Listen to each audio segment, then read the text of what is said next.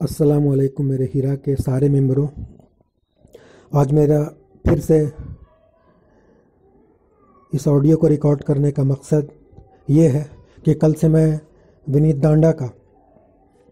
दांडा जो कि पुराने वकील थे, हीरा का केस देख रहे थे, उनका दो ऑडियो, एक शहबाज खान के साथ और एक यूनिस सईद के साथ वायरल हो रहा। उसमें कई सारी बातें थी। अब क्वेश्चन ये उठता है कि क्या विनीत दांडा हक पर है या फिर नौहिरा शेख और हीरा ग्रुप हक में है। इसे जानना बहुत ज़रूरी है। इसी के पेश नज़र मैंने सोचा कि आज फिर से मैं आपको ऑडियो बनाकर कुछ चंद पॉइंट्स पर आपको आगाह करूं कि कहां पर क्या गलतियां हुई या फिर कौन हक पे था कौन ना हक पे। मैं चंद पॉइंट्स को कवर करूंगा और आपके सामने इस कदर दूध का दूध और पानी का पानी साफ हो जाएगा और आप सोचने पे मजबूर हो जाएंगे कौन सही है कौन गलत है। अब जो मैं आपके सामने प्रूफ देने वाला हूँ या जो आपके सामने दलील लाने वाला हूँ, उसके बाद किसी में दम नहीं है कि मेरे दलील को काट दे। तो हम शुरू करते हैं कि पूरे केस में विनीत दांडा का क्या रोल रहा और हीरा ग्रुप का क्या, और उसका कैसे हीरा ग्रुप से रिलेशन रहा। सबसे पहले पॉइंट नंबर 1, विनीत दांडा ने पहले भी जब शुरू में स्टार्टिंग में जब केस लेना स्टार्ट किया था और यूनुस सईद को कॉल किया था, तकरीबन 1 घंटे का कॉल था, उसमें बार बार मैं ये सुन रहा था कि भाई वीडियो सीक्रेट रहे, लीक ना हो। ठीक है। अभी सारा जब उसने केस छोड़ दिया तो शहबाज खान से बात किया तो भी यही बात कहा कि भाई सीक्रेट रहे, लीक ना हो। ठीक है। तीसरा जो ऑडियो रिकॉर्डिंग लीक हुआ, यूनुस सईद के साथ बात था, उसमें भी ये बात हुई कि भाई इसे सीक्रेट रहे, लीक ना हो। तो आखिर ऐसा कैसे हो जाता है कि हर बार ये बात करता है जिन लोगों से और ये कहता है कि भाई सीक्रेट रहे, लेकिन लीक हो जाती है, और लीक होने के बाद फिर ये रिकॉर्डिंग करवाता है, फिर कहता है कि सीक्रेट रहे, फिर भी लीक हो जाती है। तो इससे खुद ब खुद पता चलता है कि सब कुछ प्री प्लान्ड है। ये सिर्फ कहने की बातें रहती है कि लीक ना हो। लीक करने के लिए ही रिकॉर्डिंग कराया जाता है, सब कुछ मिलजुल के। वरना आप सोचें, यूनुस सईद जब केस लड़ रहा था या जब केस लड़ रहा था तब भी किसी भी प्रो हीरा को कॉल नहीं किया। प्रो हीरा में कौन कौन है? सलमान मिर्ज़ा, मतियुर रहमान, जो मेन स्पीकर्स का मैं बता रहा हूँ, सलमान मिर्ज़ा, मतियुर रहमान, उसी तरह से नबी अवती, कलीम चाचा तो काफ़ी मशहूर है। तो इन्हें कभी भी नहीं इसने कॉल किया, ना जब ये केस लड़ रहा था तब ये बात करता था और ना केस छोड़ा तब। हमेशा ये एंटी ग्रुप को ही कॉल क्यों करता है? और उस कॉल में कहता है कि भाई मैं केस लीक नहीं होना चाहिए, फिर लीक हो जाता है। ये बात खुद ब खुद बता रहा है कि सामने वाला लीक करवाने ही के लिए प्री प्लान वे में उस ऑडियो को रिकॉर्ड ही करवा रहा है। इसमें आप कोई शुबा ना रखें। क्यों?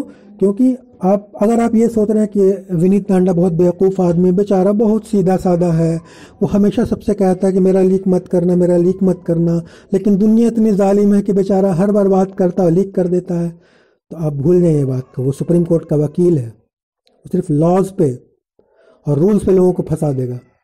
आप कहाँ उसकी बात कर रहे हैं? और कौन सा सुप्रीम कोर्ट का वकील जो है पर्सनल किसी से बात करता है? और वो भी हमेशा एंटी ग्रुप से, जिसके केस लड़ रहा उसके खिलाफ वाले ग्रुप से, और केस छोड़ने के बाद भी उन्हीं से बात कर रहा है।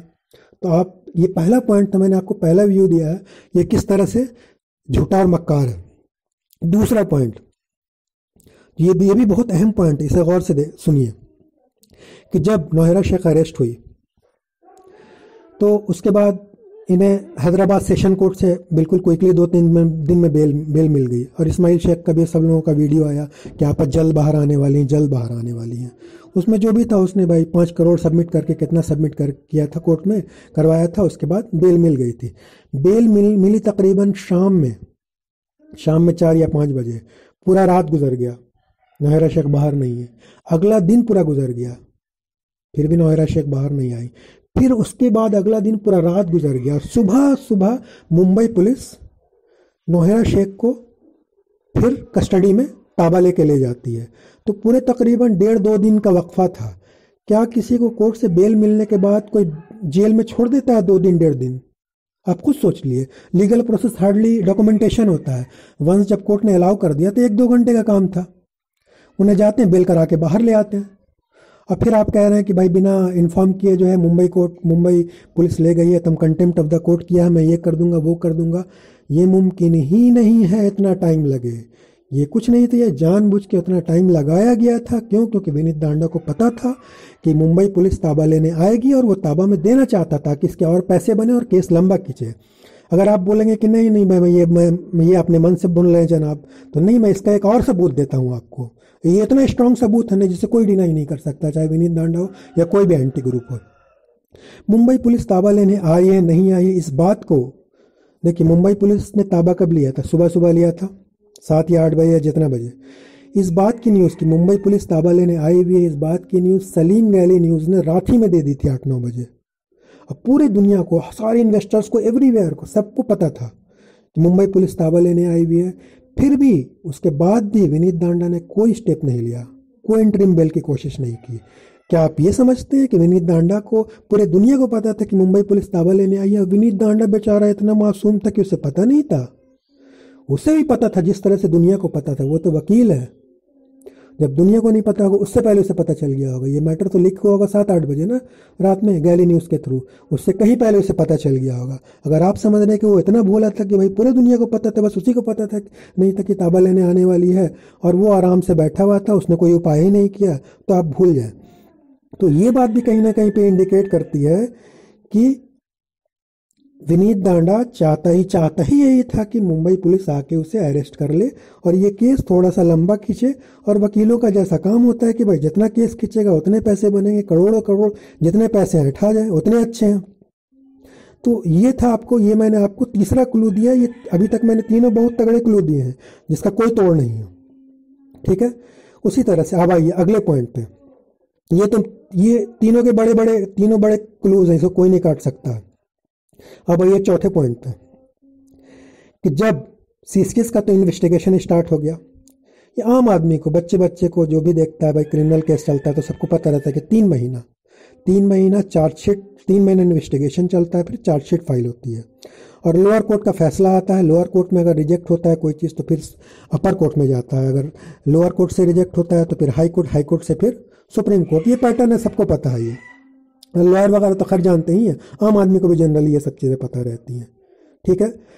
तब यहाँ इन्वेस्टिगेशन सीसीएस का चल रहा है, इतना क्रूशियल मैटर है, मल्टीपल कंप्लेंट्स गिर चुके हैं और ये कोई सिंपल मैटर नहीं है भाई। ये डिपोजिशन और फ्रॉड का केस था, नोएरा शेख पे लगा था। तो नीचे लोअर कोर्ट्स में लोअर सीसीएस इन्वेस्टिगेशन कर रही है, लोअर कोर्ट में केसेस चल रहे हैं, फिर भी क्या वजह थी कि सुप्रीम कोर्ट में बेल के लिए पटिशन डाला? क्या ये बात विनीत दांडा को पता नहीं थी कि जब लोअर कोर्ट में चल रहा तो automatic by default supreme court उसे रिजेक्ट कर देगी? और बिल्कुल हुआ। 2 बार उसने डाले सुप्रीम कोर्ट में, दोनों बार सिर्फ फर्स्ट हियरिंग में रिजेक्ट कर दिया। क्यों? क्योंकि वो तो होना ही था। बच्चे को पता है, एक नौसिखा लॉयर जो सिर्फ BLLB करके निकले उसे ही पता होगा ये बात। तो क्या आपको लगता है कि सुप्रीम कोर्ट के लॉयर को ये पता नहीं था कि ये सुप्रीम कोर्ट में जो पिटीशन डाल रहा है और ये रिजेक्ट हो जाएगी क्योंकि लोअर कोर्ट में केस चल रहा है, या फिर वो सीसीएस अभी इन्वेस्टिगेशन कर रही है? जब 2 बार रिजेक्ट हो गया तब ये बात आके सामने कह रहा है कि नहीं वो 3 महीना लगता है तो हम 3 महीने बाद डालना पड़ेगा। अगर आप ये कह रहे हैं कि नहीं विनीत दांडा को पता नहीं था, उतना नॉलेज नहीं था, उतना पढ़ा लिखा लॉयर नहीं है, तो आप ये भूल जाए वो सुप्रीम कोर्ट का लॉयर है। लंदन का कहाँ से पढ़ा हुआ है, उसे सब पता है, फिर भी डाला। तो आंखें खोले, बस मैं ये कहना चाहता हूं, ठीक है। ये था पॉइंट। अब उसी तरह से अब मैं अगले पॉइंट पे आता हूं, 5वां पॉइंट। उसने खुद यूनुस सईद से अपने कन्वर्सेशन में कबूल किया कि भाई इस्माइल शेख ने मुझे केस से बाहर कर दिया, ठीक है। उस बात का उसे गुस्सा है, तो इसने तो खुद ही कबूल लिया कि इस्माइल शेख से इसको बुग़्ज़ है क्योंकि इस्माइल शेख ने इसे केस से बाहर कर दिया। जब खुद ही कबूल लिया इसने तो बात ही ख़त्म हो गई कि भाई ये सारी के सारे ऑडियोज़ क्यों लीक कर रहा, क्या नहीं कर रहा। जाहिर सी बात है इसने खुद कबूला है कि मुझे इस बात का गुस्सा है कि इस्माइल शेख ने हटा दिया मुझे। जब इस्माइल शेख ने हटा दिया है तो ऑब्वियस सी बात ये एंटी काम करेगा ही करेगा। और मैंने शुरू के जितने भी पॉइंट्स बताए आपको उससे आप खुद समझ जाए कि ये कहाँ पे था, क्या करना चाह रहा था। ये कुछ नहीं चाह रहा था कि नौरिया शेख का केस को लंबा से लंबा खींचना चाह रहा था ताकि बिल्कुल सुब्रता रॉय सहारा का जो केस था जैसे चला था, सहारा का तो खैर बहुत बड़ा केस था, सेबी के साथ उनकी लड़ाई थी, लंबा जेल में रह के अपना केस चला और उन्होंने जेल में रह के इन्वेस्टर्स को पैसे दिए। उसी तरह से 1-2 साल अपना केस चलाता है, खूब करोड़ों करोड़ रुपए इसके बन जाते, अपना केस चलता रहता, जैसा वकीलों की आम आदत होती है। तो इसने सोच लिया था कि